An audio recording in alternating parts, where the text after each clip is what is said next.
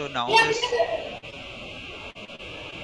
okay, now I'll just explain you. There are last three topics which are remaining, जिसके बारे में तुम लोगों को समझना है. एक है हाई कोर्ट, सेकंड है जुडिश नहीं, supreme court is done, high court is there, then there is district court, and there is something called Lok Adalat. ठीक है, इसमें लोग तुम लोक अदालत, हाँ. डिस्ट्रिक्ट कोर्ट को डिस्ट्रिक्ट कोर्ट भी बोलते हैं, या फिर क्या कहते हैं, पंचायत कोर्ट भी बोलते हैं. It is generally what happens, there are 4-5 villages का मिला के एक कोर्ट होता है, उसे कहते हैं district court. That is the lowest level of court, जहां पे आप कभी भी कोई भी इंसिडेंट अगर होता है, so you can go and you can put a case, और you can say that something wrong has happened. तो इसमें ज्यादा कुछ रूल्स चेंज एंड कुछ नहीं है. ये कोर्ट ऑफ रिकॉर्ड नहीं होता, as in it does not gets recorded. It's like just the judge hears your proceedings and hears your part of statement, and if it is right, he gives a judgment on the basis of that. अब मैंने आपको बोला था high court and supreme court are the court of records. ठीक है, because everything gets recorded. तो high court का सारा जो डिस्क्रिप्शन है नियर अबाउट सुप्रीम कोर्ट जैसा ही होता है. Supreme court is union level, high court is state level. That is the only difference. Okay, so yesterday how you studied the 4 different kind of activities of Supreme Court, similarly अगर state specific हो, अगर किसी का fundamental right violate हो रहा है state level पे, अगर क्या कहते हैं, district court को constitution का understanding होना है state level पे, अगर state versus किसी का हो, देखो there are 2 kind of fights. One is Dipankar versus State of Telangana और Dipankar versus Union of India. अगर ये स्टेट वर्सेस है तो फिर हाई कोर्ट लेगा, अगर ये यूनियन वर्सेस है तो सुप्रीम कोर्ट लेगा. ठीक है, डिपेंड करता है कि फाइट किस चीज की है. अगर मेरी फाइट किसी स्टेट लेवल के टॉपिक के साथ है, जैसे मैंने तुम लोगों को टॉपिक्स दिए थे ना, state list, union list and concurrent list, right, जो सर्कल बना के मैंने आपको एक बार फोटो दी थी, तो वैसे ही these are the topics. Yes Mohit. अच्छा अच्छा, ओके.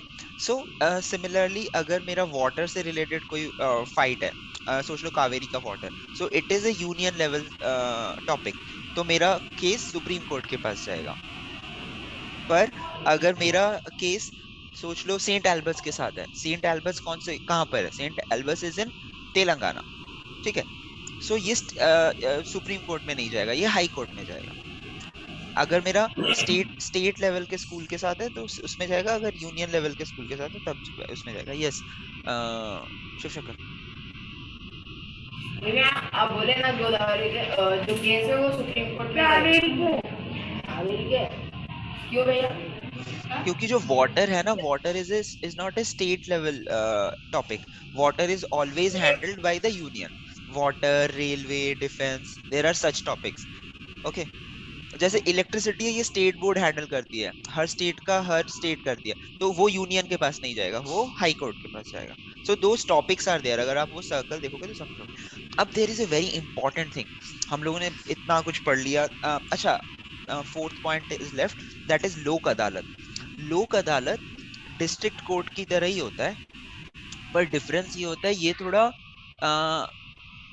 यूजर फ्रेंडली होता है. यूजर फ्रेंडली मतलब ये हर किसी के लिए होता है, इसीलिए इसे लोक अदालत बोलते हैं. ये पहले नहीं था, ये रिसेंटली बनाया गया है. लोक अदालत का लॉजिक होता है जो कि कोई भी जाके उस पे केस कर सके, और वहां पे ना प्राइस कम होता है. जैसे नॉर्मल अदालत में कोर्ट के प्रोसीडिंग्स का या फिर लॉयर को पैसे देने का एक स्पेसिफिक चार्जेस होते हैं कि आपको इतने ही देने हैं. लोक अदालत थोड़ा चीप कोर्ट होता है in terms of how much money you have to spend, so it is more accessible to the people. That is the difference between district court and lok adalat. तो लोक अदालत इसलिए लाया गया था ताकि केसेस जल्दी सॉल्व हो. सबसे बड़ी प्रॉब्लम इंडियन जुडिशियरी की क्या है पता है आपको, कि there are nearly thousands and thousands of cases which are not heard by them. They are still in line. लोग बोलते हैं ना केस करके क्या होगा, ये तो हजार मतलब 5 साल 10 साल तक चलेगा। क्यों? क्योंकि उसकी डेट ही नहीं मिलती है प्रोसीडिंग्स के लिए। सो दैट्स वाई लोक अदालत वाज ब्रॉट, ताकि जल्दी से जल्दी बहुत सारे केसेस सॉल्व करे जाए। वैसे ही सुप्रीम कोर्ट में भी अभी अराउंड 12,000 या 13,000 केसेस है जो कि पेंडिंग है। तो हर रोज पता है, on an average a supreme court and high court जज works 12 to 15 hours a day. उसके बाद भी इतने सारे केसेस पेंडिंग है 1947 से जो केसेस करे गए हैं। बहुत सारे ऐसे केसेस है जो पेंडिंग है। तो जो रीसेंट लेवल पे केसेस आते हैं वो तो सॉल्व करते रहते हैं, पर जो केसेस 5 साल या 10 साल पुराने हो गए एंड दे फाइंड कि मतलब उसमें वैल्यू क्या है, उसमें किसी की जान खतरे में है, या फिर right to life is getting impacted, और right to property is getting impacted, on the basis of that they decide कि हम इसको अभी ले या ना ले, अगर वो 5 साल पुराने हो गए हैं तो the main if you say we talked about welfare state, right? If you think of welfare state from the perspective of judiciary, what the judges of the Supreme Court and High Court have aim in their head is they solve or they hear all the cases which are pending, because there is such a big pending list of cases, whereas district level पे इतने ज्यादा pending cases नहीं है, क्योंकि district में जो भी cases होते हैं अगर वो हियरिंग कर भी लेते हैं, कोई भी जजमेंट पास कर देते हैं, the people go to the high court and supreme court for re appealing. That's why district court does not have that many, they give the judgment fast, they give the judgment within some time. Similarly lok adalat courts as well. Everybody clear with this? If you guys are clear with this, there is one very important topic which I'll tell. Okay. So there is Article 13. Article 13 says what is law in a negative way.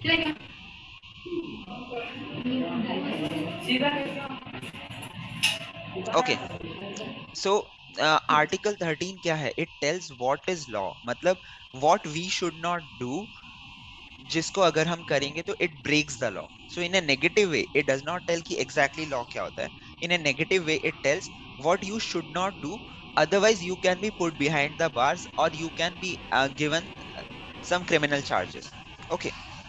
तो इसमें एक बहुत बड़ा factor क्या था, मैंने आप लोगों को बहुत पहले भी बोला था कि देयर इज अ पॉसिबिलिटी कि there is ruling party called BJP, and BJP suddenly says कि हम लोग प्रिवेंटिव डिटेंशन करेंगे, तो ऑपोजिशन पार्टी के लोगों को जेल में डाल दिया 2 या 3 महीने के लिए। Preventive detention can go for span of 2 to 3 months.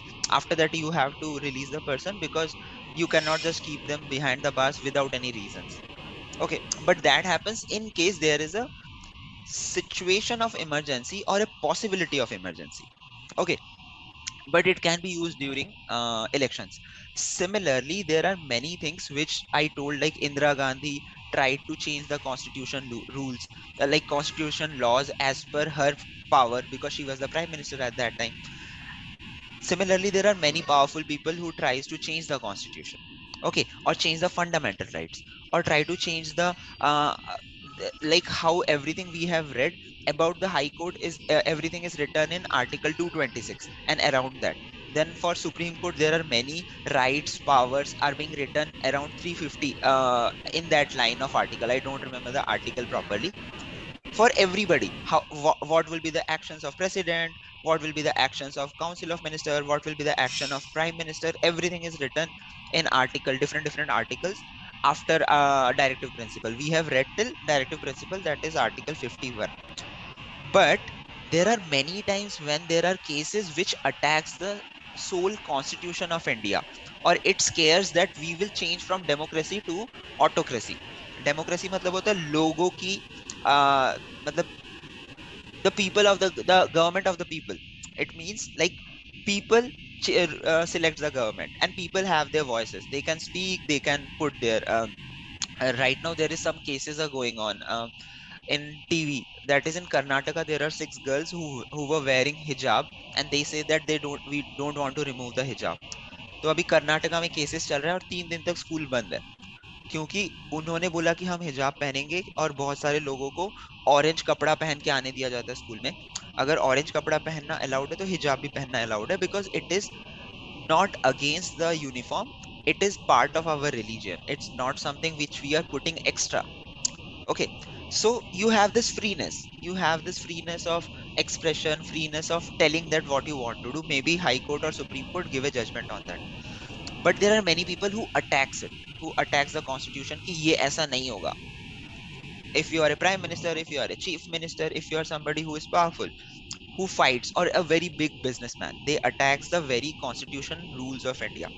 So there is a thing which was being changed after Keshav Nanda versus Bharti case that happened in 26 April 1973. ठीक है, जिसमें 4-3 के रेशियो में इन्होंने जो जजमेंट है वो प्राइम मिनिस्टर के अगेंस्ट दी थी.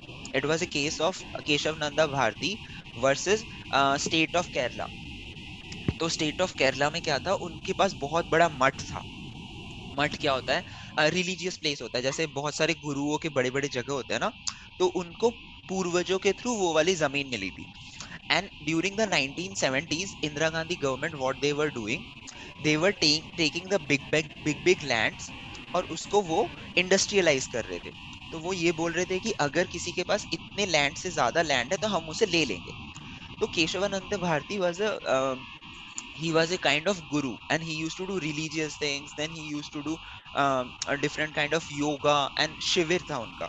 तो वहां पे लोग आते थे for the peacefulness and this. तो Indira Gandhi government said that he had a very big huge piece of land, and it does not belongs to him, it belongs to the state of Kerala. But he said no, this is my piece, my land, and I am the owner of that. So that fight happened where Indira Gandhi was trying to grab big pieces of land, and he said that it is attack on my right to life, article 21. Okay, as well as there is article 26. I'll explain it some other day.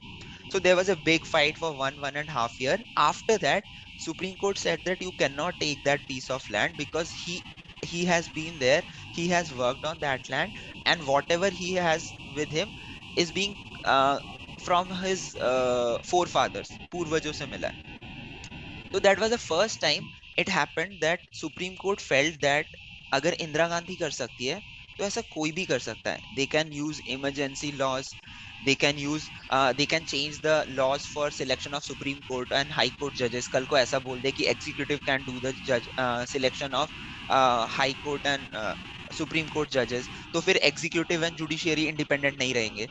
तो four fathers ने जो सोच के सारा plan किया था ना constitution, जिससे कि कोई किसी पे हावी ना हो, कोई किसी को डोमिनेट ना कर सके, वो सब चेंज हो सकता है if somebody powerful comes and they change the constitution. So there was a term coined at that time that is called judicial review, which is, this power is being given to the Supreme Court and the High Court from Article 13. Article 13 says what you should not do so that you go against the law.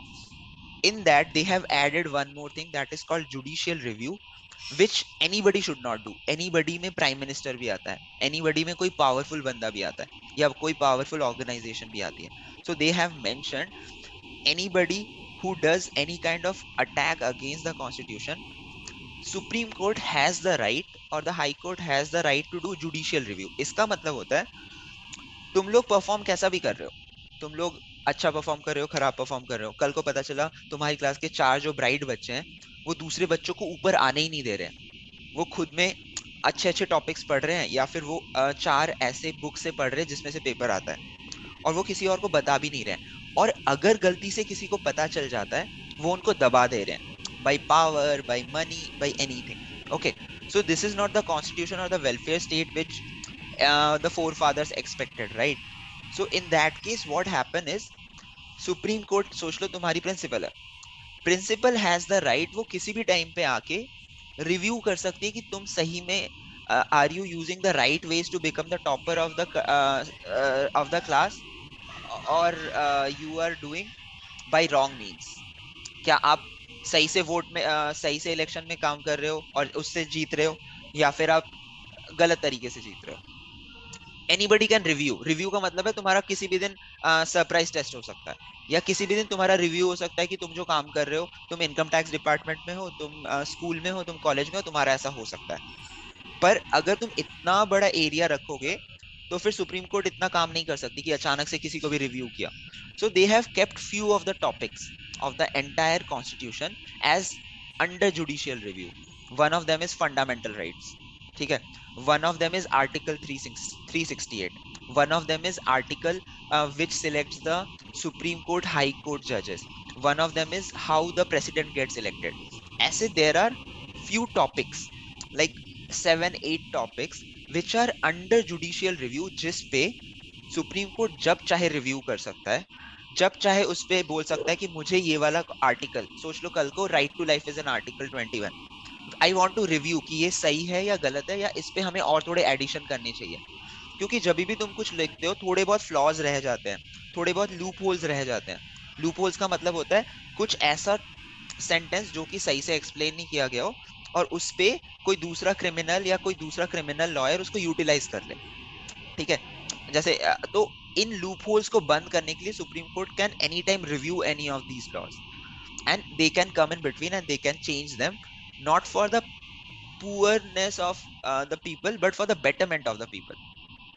So these are called judicial review. Judicial review का मतलब है supreme court constitution के ऊपर कभी भी surprise test ले सकता है या फिर सरप्राइज चेंज कर सकता है on the basis of some reasoning. ऐसा नहीं है कि बस जाके चेंज कर दिया, for the betterment of people, ताकि कोई अचानक से आके तुम्हारे राइट्स, तुम्हारे ड्यूटीज, तुम्हारे इमरजेंसी सिनेरियोज को चेंज ना कर दे, या फिर कोई भी स्ट्रॉन्ग बंदा, स्ट्रॉन्ग प्राइम मिनिस्टर और स्ट्रॉन्ग गवर्नमेंट आके पूरा कॉन्स्टिट्यूशन चेंज ना कर दे. So because of judicial review supreme court is called the guardian of Indian constitution, क्योंकि जुडिशियल रिव्यू से इतना पावर देता है कि कॉन्स्टिट्यूशन को कोई अचानक से चेंज ना कर दे. Did you understand? इतना जो मैंने बोला उसका थोड़ा तो क्लियर हुआ होगा. हाँ मोहित. Okay, okay. So this is the last topic which we read for this. So there are 4 things which you should remember. One is the High Court जो हमने आज पढ़ा. Second, district courts and lok adalat. District courts are village courts. 4-5 villages together forms a district court, and the lok adalat is a court which is accessible to all the people because it is cheaper in terms of the price and other proceedings. Okay.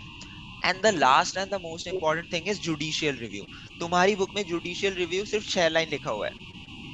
Okay, but I told you the story what is exactly judicial review. Go and Google it as well, and in today's homework I want you guys to write a bit more than what is written in the book for judicial review. Okay. And judicial, yes Mohin. आप बोले ना judicial review लिखो बोल के हाँ, में, हाँ. तो स्टोरी बता, स्टोरी भी लिख सकते हैं ना हम लोग. देखो एग्जैक्ट स्टोरी जो मैंने केशव नंदा भारती और वो सब बताया वो लिखने की जरूरत नहीं है, but you should always mention judicial review is the power given to supreme court to review any of the topics which comes under the constitution and which is this power is being given by article 13 of our constitution to the supreme court.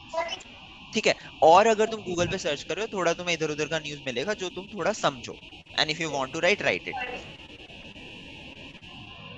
भैया this power is your, ये जो power judiciary को मिल रहा वो article 1313 से मिल रहा है, 3030 से मिल रहा है. 1313.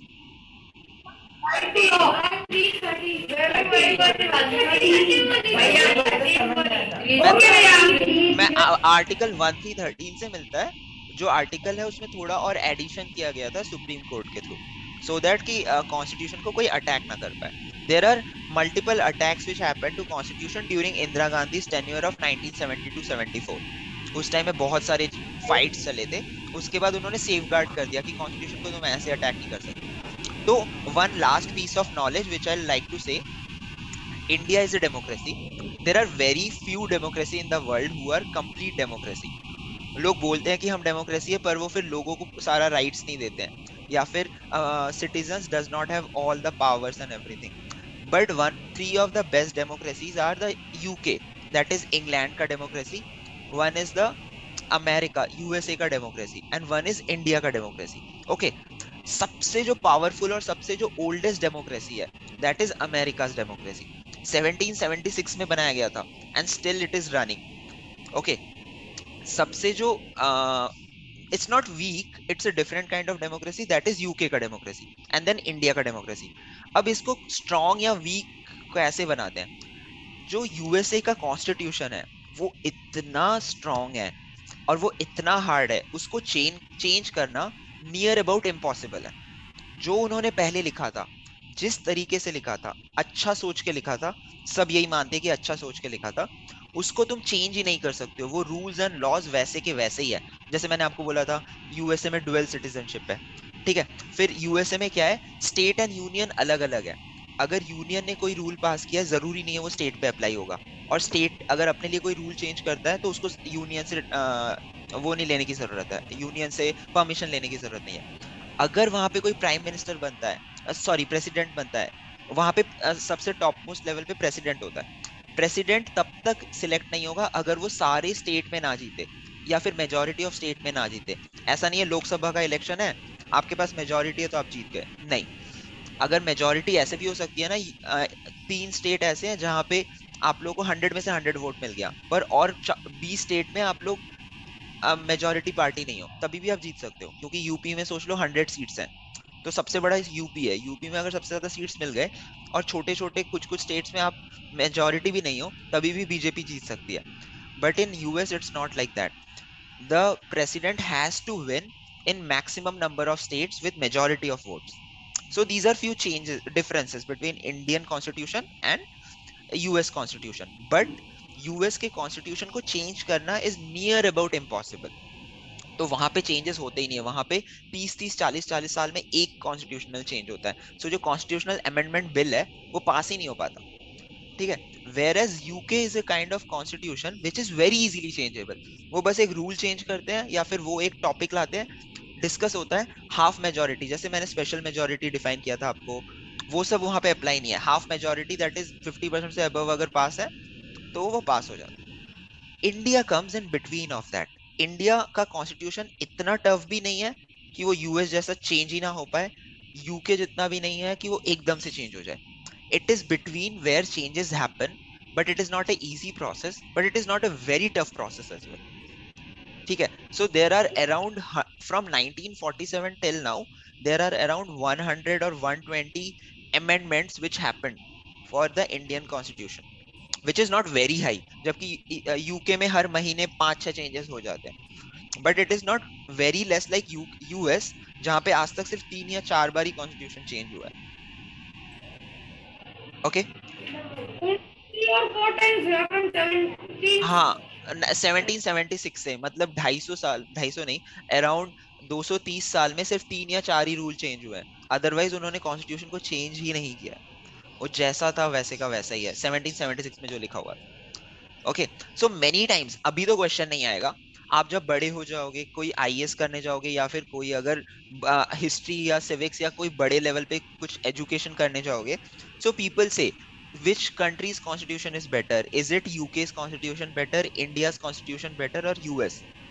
So the answer is you should not be as strict and as tough as US, and you should not be as easy and as flexible as UK.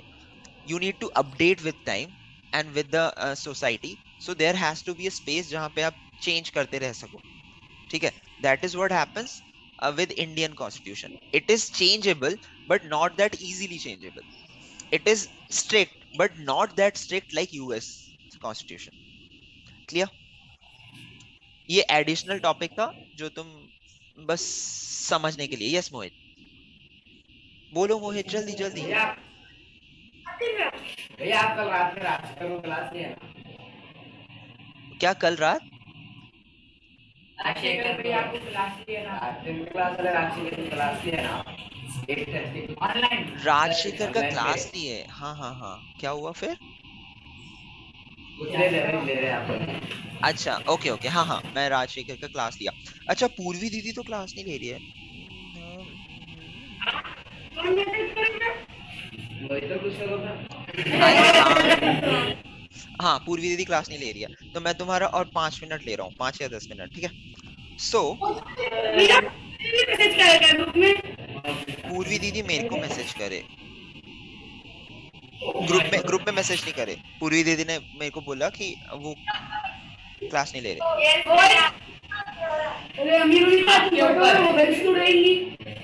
अच्छा सुनो, ये वाला अभी I am just closing this much is the discussion so that you guys can view the topics. I am stopping the recording and can you guys rejoin again? Okay.